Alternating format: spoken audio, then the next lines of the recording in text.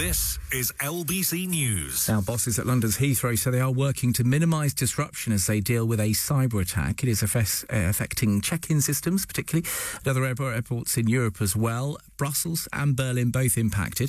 Let's talk to Graham Stewart, head of public sector at cybersecurity firm Checkpoint. He joins me live now. Thanks very much for joining us this afternoon, Graham. Cyber attacks, then, they look a bit more common these days. Is this the new normal, do we think?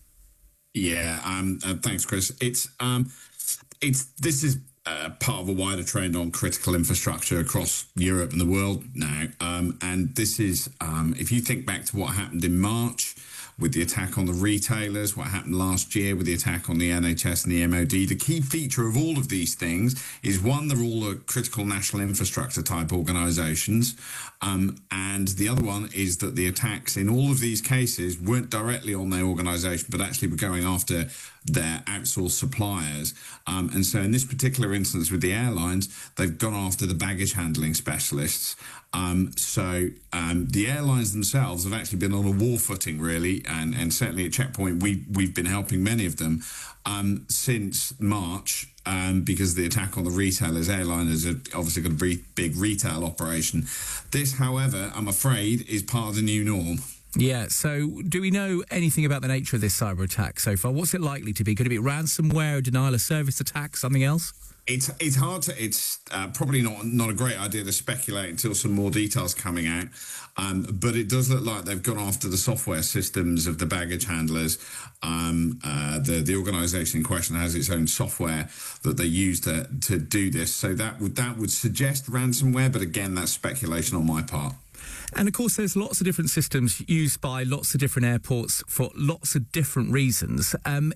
Are there arguments for and against having a simplified system? Obviously, if it's all the same system, then that's more likely to impact everyone. But separate systems cause other issues elsewhere. So what's the argument for and against? Well, aviation these days is obviously extremely complex. In the 50s, you just kind of hopped on a plane. Halcyon days. Sorry? Halcyon days. Absolutely. You hopped on your plane, glass of champagne, lit up the cigar, whizzed across the Atlantic with, celebrities and the rich and famous. It's the aviation industry now is something that's absolutely everywhere, if you pardon the pun. It's available to all of us now. And these systems are really, really complicated and require lots of different things, which is why, like a lot of organisations, they outsource some of the core functions to specialist organisations who can really focus on doing this. So that speeds it up. If you think about somewhere like Heathrow, it's the busiest airport in Europe. It's running flat out pretty much the entire time, and the same with other big airports, Charles de Gaulle and Berlin and Schiphol and places like that. So simplification of the system simply isn't possible. It's just too complex an operation now, and that's why a lot of them do this outsourcing to specialist firms. And what challenges are there with these third-party IT providers like Collins Aerospace for critical operations? And what are the challenges of also switching to manual check-in systems during a technical failure like this? Well, I mean, let's deal with the first bit first. The second bit first. Sorry. The switching to manual is obviously really difficult, and I'm going to give you some context here. So when they made the attack on the NHS last year, they took down the pathology services provider there. That reduced the capacity by 90%. So what that means is pen and paper, and it looks like, with the exception of Heathrow, which was able to flip to its kind of backup systems. You're reducing, in this case, baggage control to almost pen and paper, and that just slows the whole process down. So that gives a real challenge. And unless you're a really super big airport like Heathrow and have backup systems to enable you to flick over to this, even then, at Heathrow's case, there's delays to flights. There's the first flight in the morning was like 3-4 hour delayed. So the systems going down causes immense problems and just slows everything up. It reduces the capacity and the ability to operate.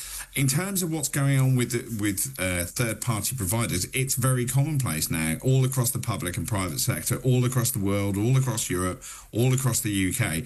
And there is a risk involved here. And certainly, this is the time for these organisations and the aviation industry to take a sort of prevention-first approach to cybersecurity and to really get into what their core functions are, making sure they're defending them properly, and making sure the processes that they have in place are accountable against that kind of prevention-first approach.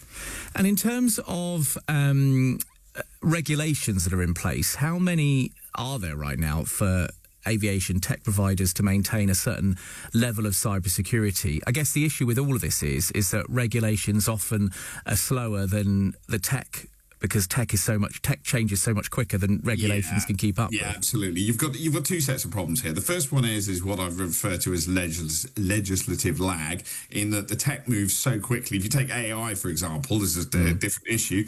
Governments around the world are really struggling to regulate that industry and securing it and how they do that. And organisations like mine are able to help with that piece of it, but it's really, really difficult for governments to keep up with that kind of thing.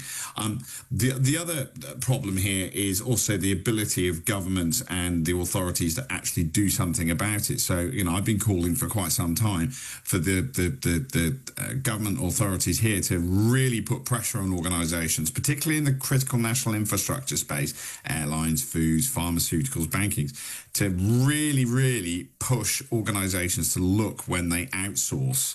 Because, of course, that's outsourcing outside the organisation. It sits with a private company. They may not necessarily be in the UK. So absolutely push the very highest of standards across a procurement process when you do your outsourcing. And just finally, what should passengers be doing in situations like this? Not only to protect their own data, but also look at how they can protect their travel plans as well. Yeah, I mean, I'm probably like you. I've been watching the coverage today. Apparently, the big advice is phone the airline and sort of phone ahead on this. But in terms of protecting your data, personally, I don't think there's going to be any impact directly on passengers in terms of their personal data, but the usual things apply. Look out for scam texts, look out for scam emails. Don't, if you suddenly get an email out of the blue kind of offering you compensation and things like that, make sure you check the email address of what you're being sent, read the email. If it looks too good to be true, it probably is. Really good to talk to you, Graham. Thanks for joining us here on LBC News. Graham Stewart, their head of public sector at cybersecurity firm Checkpoint. Where the news never stops. LBC News.